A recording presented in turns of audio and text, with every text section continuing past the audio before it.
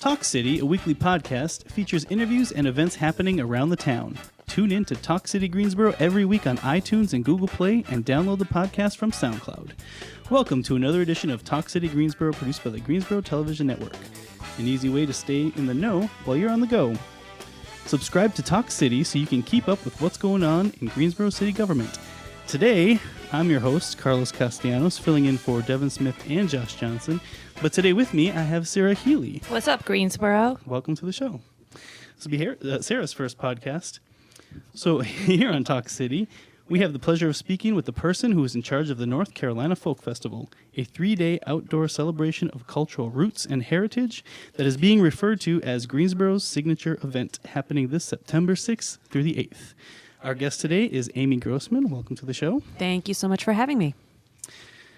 Amy is the director of the NC Folk Fest, who's going to give us an inside scoop as we get closer to the big show. So, we're happy to have you here. Can you tell us a little bit about the 3-day event happening in Greensboro?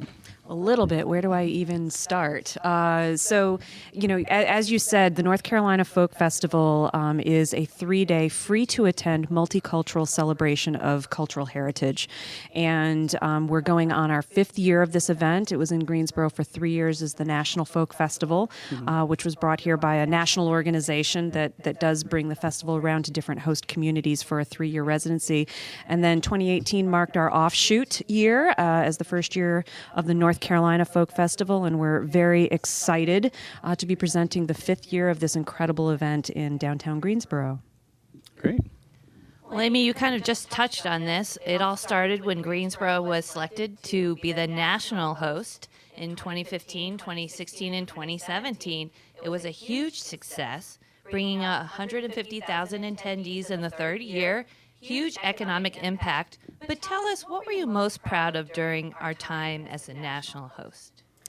I think, some of what makes me most proud about doing these events is, there's people, I think, have this perception that putting a festival together is something you just start, thinking about a couple months ahead of time. And it really does take year-round work. With myself, staff, I have a lot of seasonal contractors and, of course, a huge core of volunteers. And I think over the 3-year run of the National and into our 4th year, with the North Carolina Folk Festival last year, one of the most gratifying things to me is just to see how much of a family forms around this event, not only with the people who work the event, but also the community of people in and around Greensboro who come to this event. They put it on their calendar every single year, and to come out and be backstage after an exhausting year of work and just sitting back, enjoying performances, but also enjoying watching people enjoy the labors of the fruits of your labor, It's very gratifying to see such a diverse crowd, and diverse, I'm talking socioeconomic, I'm talking multicultural, just people coming out and celebrating arts together in an open space. It's just incredible. It's amazing. And when some people, I'm not naming any names here, Carlos, hear the term folk festival, sometimes they think of, the movie A Mighty Wind, or have a certain idea of what folk is. But really, it's really limitless. I mean, it incorporates all genres, and, Grandmaster Flash performed at the National Folk Festival and drew a huge crowd. Tell us about some of the diverse acts performing this year.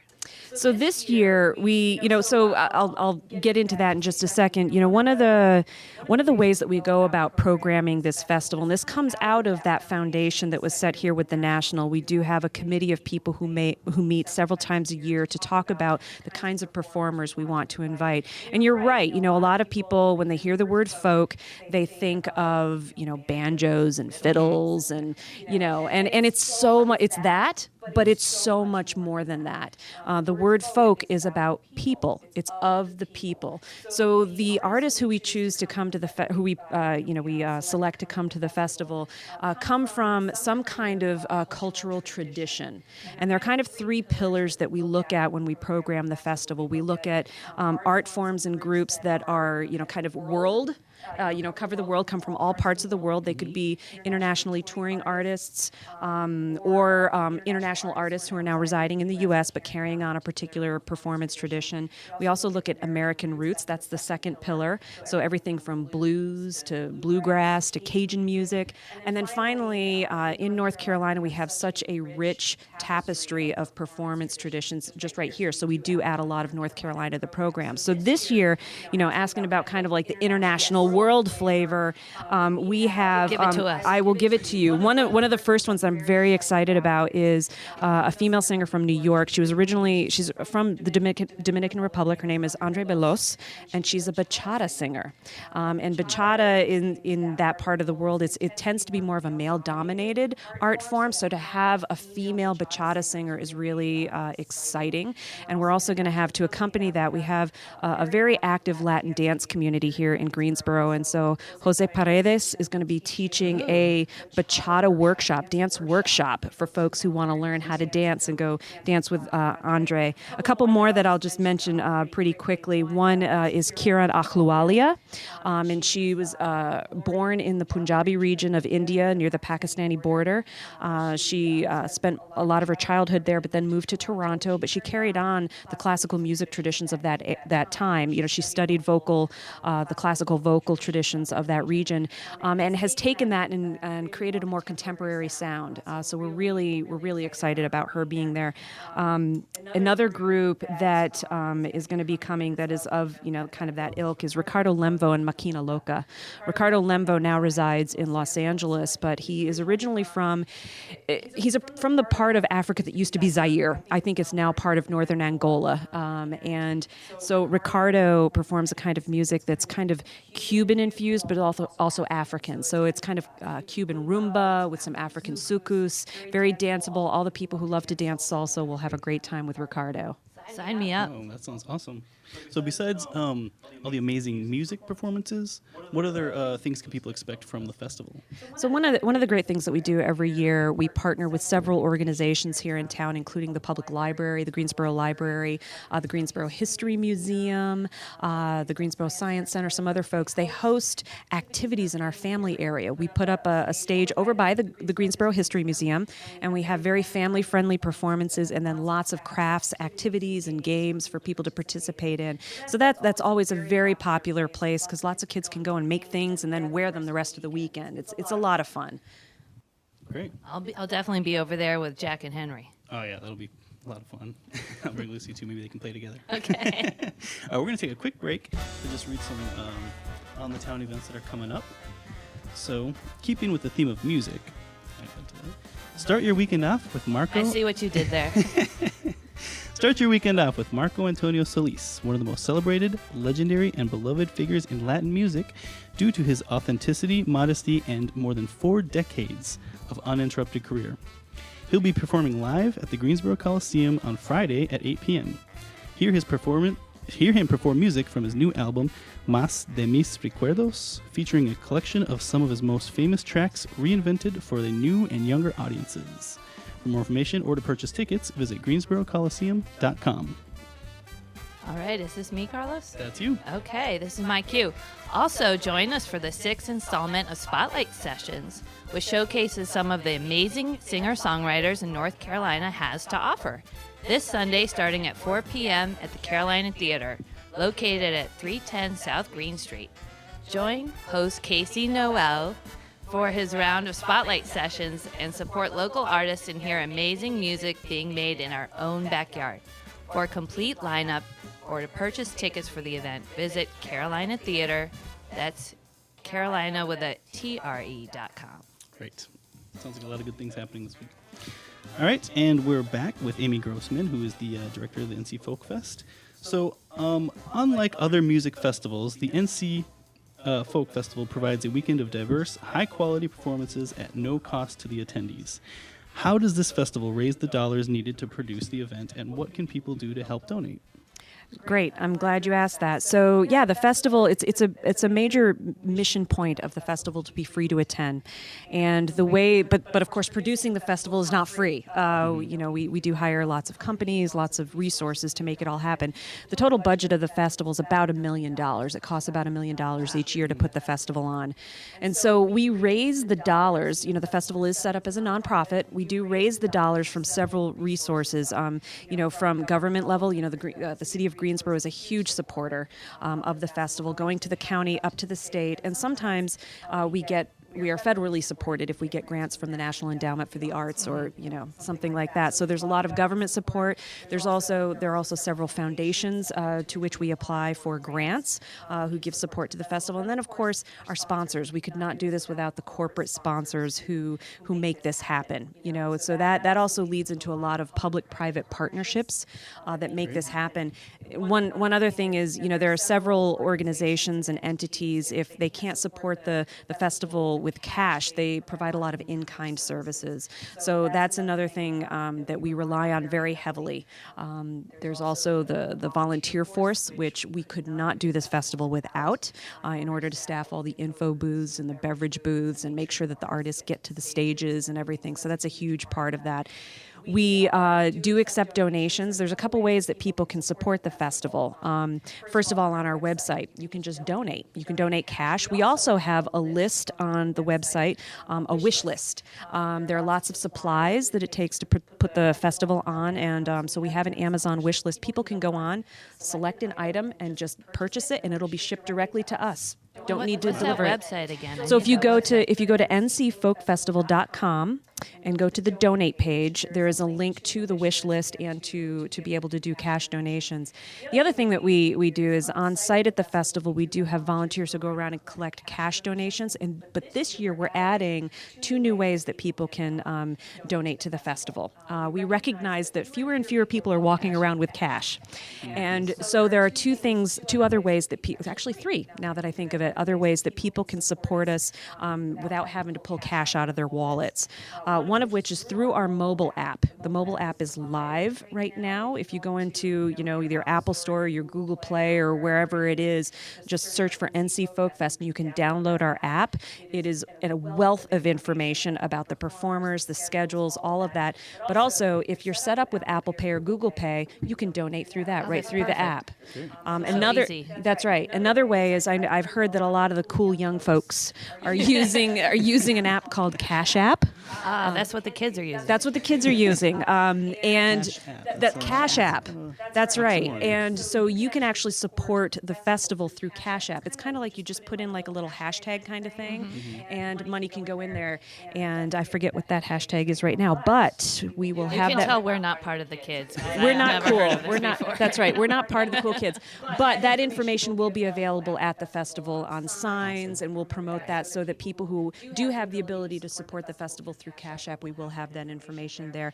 And then a final way, and this is kind of fun. So in addition to having our bucket brigade, that's our core of volunteers who collect the cash on site, we also got these credit card machines. They're called dip jars. And people just go in, you just dip your card in it, and it just makes a donation to the festival. You don't need to sign anything. You don't need to print anything out. It's really super easy. So that's another new way that we're going to be able to collect donations this year for people who don't have cash in their You've wallets. thought of everything. We're working on it. We're trying. Excellent. All right, Amy, we've kind of talked a little bit of the nuts and bolts, but I want you to spill some tea. Ooh. I really do. You don't have to name any names, but what was one of the weirdest or most random requests or demands made by one of the musical guests thus far? Ooh. Oh, that's a good question. This year I haven't had too many strange requests. There were for me it's strange. I don't know if it's strange for the public, but I had some bands who requested that we provide guitars for them, and I was kind of confused about what they're not going to bring their own instruments. And their representative got back and said, "Yeah, you're right. They're going to bring their own. They're going to bring their own guitars." Another artist this year, they want to make sure that they can bring their dog.